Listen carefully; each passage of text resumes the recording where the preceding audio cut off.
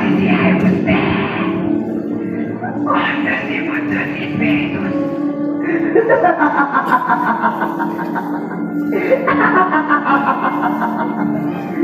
Basta mo! Ang batong may pinangako. Ngayon'y nanginginig! Ang sugat ng sanlibutan sa kanyang dibdiba'y kumakapit. Ang gutom at ang pagnanais sa mabuhay. Kung maawin siya, kung makikita lamang siya sa mga sugatan, sa mga mahihirap, sa mga dukha, at sa mga walang boses. Pero mas madaling itakuha kaysa makisugat. Ngunit siya'y tao. At ang takot ay hindi kasalanan. Hanggat hindi ito tinatanggap bilang katotohanan. Ang sugat na kanyang dinadala ay sugat din ng sambayanan. Mga taong nais ng katarungan ngunit natatakot sa kapalit nito. Ngunit itong tatandaan mo na ang kanyang pagbagsak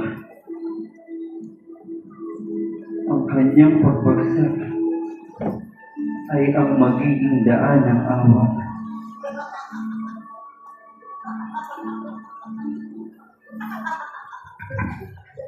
Sandali! Sino ka, Ginoo? Maumanhin po, Ginoo. Sandali! Di ba ikaw yung kasama ng taong yun? Ikaw yun! Ikaw kasama ng guro ng sabi, talas sa pangangabi? Yung nagsasabi, ang kaharian ng Diyos ay para sa mga dukha? Ikaw yun eh! Ikaw yun! Hindi ko siya kilala. Natatandaan na kita? Hindi ba? Isang sangat niya.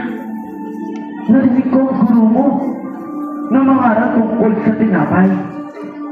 Hindi lamang sa altar. Pati kapat kami! Wala naman!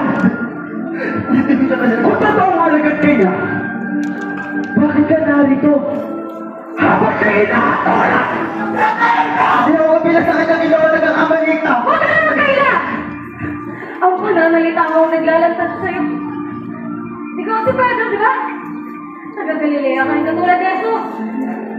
Hindi ba? Siya ang nagsabi sa katotohanan na magpapalaya. Eh, ano ginagawa mo dito? Habang kami, patuloy na sa sugatan!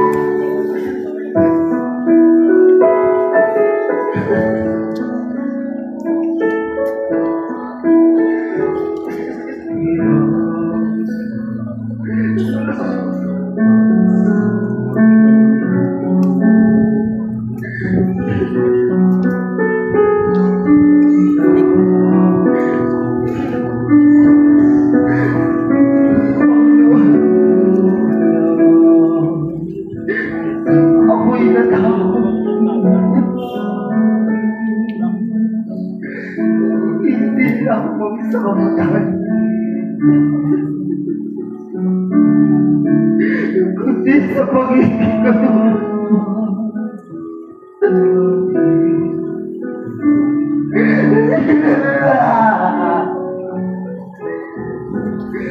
Isang sulat sa mundo na ayaw magpagaling.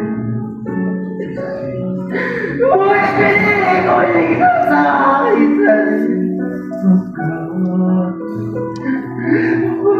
Baka mga siya ay patuloy na nasasaktan.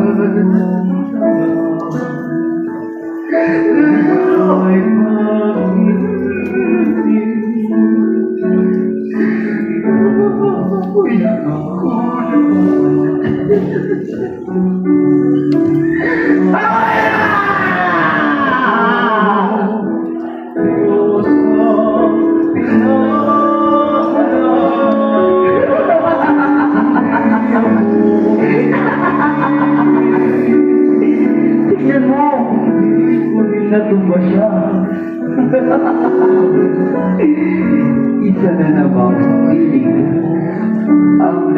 pag-ibig.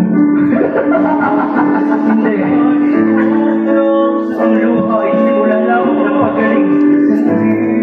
Sagat ang umiyak ay mas malapit sa awa ng Diyos. Kaysa sa pusong matigil. Sa kanyang pagbagsak, ipapanganak ang isang pastol para sa mundong sugatan.